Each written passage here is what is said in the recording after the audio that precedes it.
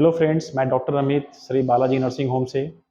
मैं आज एक नया टॉपिक लेके आया हूँ, root canal treatment. Root canal treatment के बारे में आज हम इस वीडियो में जानेंगे। ये क्या होता है, ये कब कराने की ज़रूरत होती है, इसको क्यों कराया जाता है, क्या ऐसे लक्षण होते हैं जिससे हम जान सकते हैं कि रूट कैनाल कैनाल ट्रीटमेंट कराने की ज़रूरत है, और लास्ट में हम जानेंगे क्या इसके मिथ्स हैं और क्या फैक्ट्स हैं। दोस्तों, रूट कैनाल ट्रीटमेंट एक ऐसा प्रोसीजर होता है जिसमें डॉक्टर दांत में एक छेद करते हैं और उस छेद से जितने भी इन्फेक्टेड टिश्यू हैं, जो भी इन्फेक्टेड चीज़ है, उसको बाहर निकाल दिया जाता है, उसको फ्लश आउट किया जाता है। और इसके बाद सफाई होने के बाद ऊपर से नीचे तक सफाई होने के बाद उसमें एक इनर्ट मटेरियल को डाल के उसको सील कर दिया जाता है। दोस्तों, रूट कैनाल ट्रीटमेंट कब कराने की ज़रूरत होती है? तो दोस्तों, पहले हमें समझना पड़ेगा दांत के स्ट्रक्चर के बारे में। तो दांत का स्ट्रक्चर होता है, ये इसमें 3 लेयर होता है। सबसे ऊपरी जो लेयर है उसका नाम एनेमल होता है। उसके बाद जो दूसरा लेयर होता है उसे डेंटिन बोलते हैं, और सबसे अंदर का जो लेयर होता है उसे पल्प बोलते हैं। पल्प में हमारे जो ब्लड वेजल्स होते हैं और जो नर्व होता है, वो दोनों इसमें होता है। तो जब कीड़ा या इन्फेक्शन जो सबसे अंदर के लेयर में जब चला जाए, पहुंच जाए, तो हमें आरसीटी कराने की जरूरत होती है। अब सवाल उठता है कि यदि आरसीटी नहीं कराया तो क्या होगा? तो आरसीटी नहीं कराया तो दांत को निकलवाना पड़ेगा, और इसका कोई दूसरा ऑप्शन नहीं है।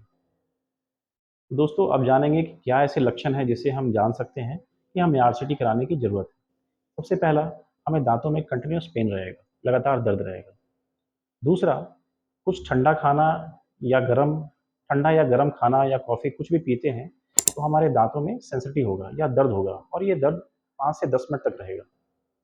तीसरा, मसूड़ों में स्वेलिंग हो जाएगा या मसूड़ों में पस हो गया, तो हमें समझना चाहिए कि हमें आरसीटी कराने की ज़रूरत पड़ सकती है, क्योंकि इस केस में जनरली ऐसा होता है कि अंदर में पल्प यदि इन्फेक्टेड हो तो अंदर में एब्सेस हो जाता है। चौथा, यदि दांतों में डिस्कलरेशन हो गया हो। दोस्तों, ऐसा होता है, कभी कभी दांतों में चोट लगता है, इंजरी होता है, तो कुछ सालों बाद देखेंगे धीरे धीरे दांत काला होने लगता है। तो उस केस में भी हमें आरसीटी कराने की जरूरत है। अब हम जानेंगे कि आरसीटी जो प्रोसीजर के बारे में। आरसीटी प्रोसीजर ऐसा होता है, इसमें 3 से 4 स्टेप होते हैं, और डॉक्टर आपको इन सब स्टेप को ख़त्म करने के लिए आपको 3 से 4 बार बुलाएंगे, और आपका आरसीटी कंप्लीट हो जाएगा। तो चलिए जानते हैं कि हमें रूट कैनाल ट्रीटमेंट के दौरान हमें किन बातों का ध्यान रखना चाहिए, जिससे हम उसका ध्यान रख सकते हैं, जल्दी रिकवरी हो। जिस दांत में हमारा आरसीटी हो रहा है, उस साइड से हमें खाना नहीं खाना है, उसके अपोजिट साइड से हमें खाना खाना है। खाना भी हमें सॉफ्ट खाना है, और जो जो डॉक्टर ने मेडिकेशन दिया है, जो भी एंटीबायोटिक्स दिया है, उसे स्किप नहीं करना, उसे खाना है। दोस्तों, ऐसा है कि मल्टी विजिट के दौरान जब डॉक्टर आपको आरसीटी के दौरान जब आपको देते हैं या लोकल एनेस्थीसिया, तो ये लोकल एनेस्थीसिया से हमारा जो उस एरिया है, जीभ और हमारा गाल, ये सब नम हो जाता है। तो ये नमनेस खत्म होने में 3 घंटे का समय लगता है। तो कोशिश करें कि ये 3 घंटे के बाद ही कोई च्यू करने वाला खाना खाएं, वरना ऐसा नहीं करेंगे तो फिर जीभ या गाल हमारे दांतों के बीच में आ जाएगा, तो हर्ट हो जाएगा।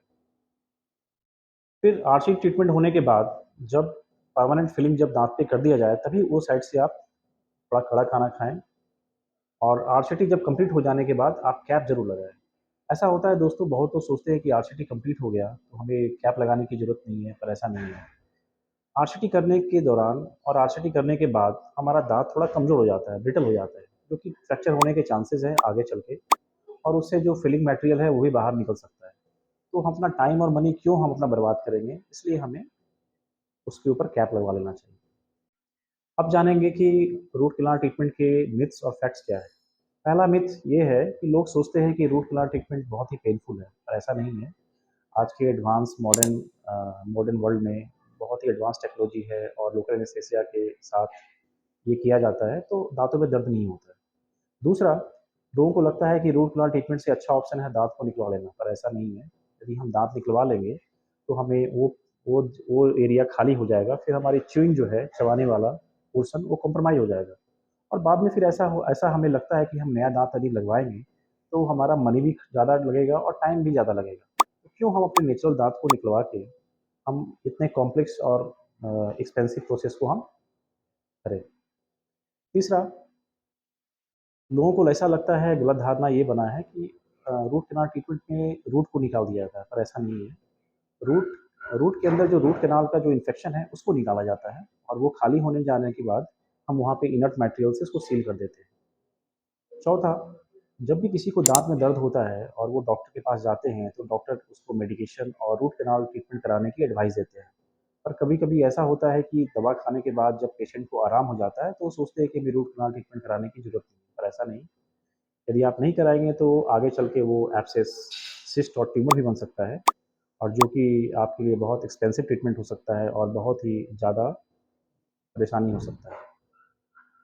तो होप आशा करता हूँ दोस्तों इस वीडियो में आपको रूट कैनाल ट्रीटमेंट के रिलेटेड आपको बहुत सारी इन्फॉर्मेशन मिली होगी और आपका कुछ डर खत्म हुआ होगा और ऐसा कोई डाउट यदि इसके रिलेटेड आपके पास है तो आप कमेंट कीजिए, मैं उसका रिप्लाई ज़रूर करूँगा। Thank you. आगे फिर मिलते हैं नेक्स्ट वीडियो में एक नए टॉपिक के साथ।